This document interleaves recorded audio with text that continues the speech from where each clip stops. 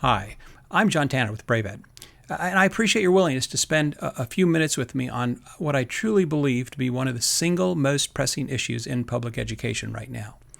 I want to start with the fact that every harmful educational policy that's taken hold at the state level and across the nation has one thing in common, and that is that each of them grew out of a lack of trust in public education as an institution.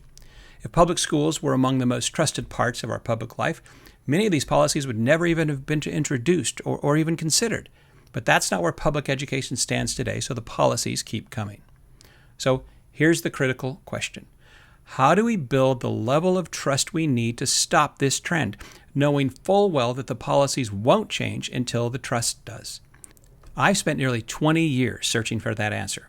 That's why I founded BraveEd 17 years ago, to not just study the problem, but to start building real solutions. And here's what I've found. We've been doing accountability wrong. Not just slightly wrong, but fundamentally wrong. The issue isn't mainly about testing, although that's where most of the energy gets spent. The deeper problem is what accountability is being used to signal. Policymakers made the critical error almost 30 years ago of choosing compliance as the stand-in for effectiveness. And once that decision was made, it didn't matter what metrics we used. Compliance-based systems simply cannot and never will tell us whether an organization is effective. This is so well known in other sectors, it would be embarrassing to try it, and yet that's exactly what policymakers have done in education. But there's good news. Accountability doesn't actually belong to policymakers. It belongs to leaders. Real accountability is a leadership discipline. It's a way to build trust through truth-telling. It helps people outside the organization understand what's really happening inside.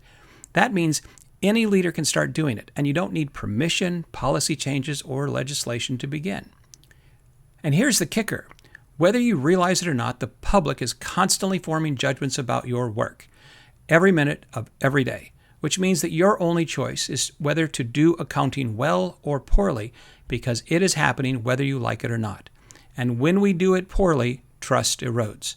When we let compliance systems masquerade as truth-telling tools, they misrepresent what's really happening and then lean on us to act as if those misrepresentations are true.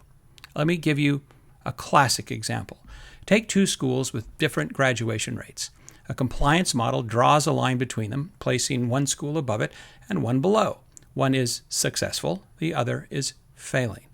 But what if the school with the higher graduation rate gets there by doing the bare minimum, just keeping the doors open, and the other with a lower rate is pushing hard against enormous barriers to help students succeed? That's a failure of accounting, a mislabeling of who's providing the real benefit.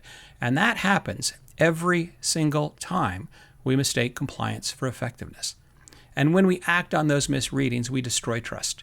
We frustrate educators, and we make schools appear broken to the very public whose support we need most, even when schools choose to do what is right for the students. Another way to think about this is that if we wanted a system designed to destroy trust in public education, the current compliance-based accountability models are just about perfect. But again, here's the opportunity. We can flip this script. We can control the narrative. We can tell the truth in ways that are meaningful to those outside our schools, so they're empowered to act on what's real, not what's distorted.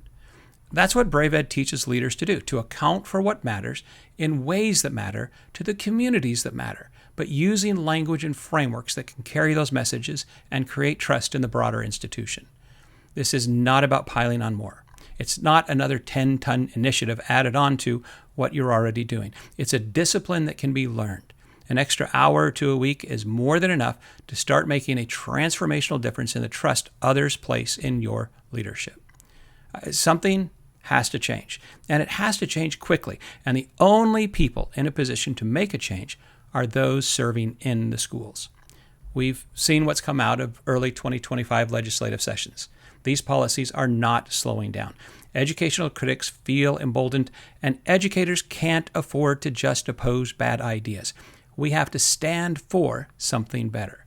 That something better is a system that tells the truth, that builds trust, that allows real effectiveness to be seen and supported.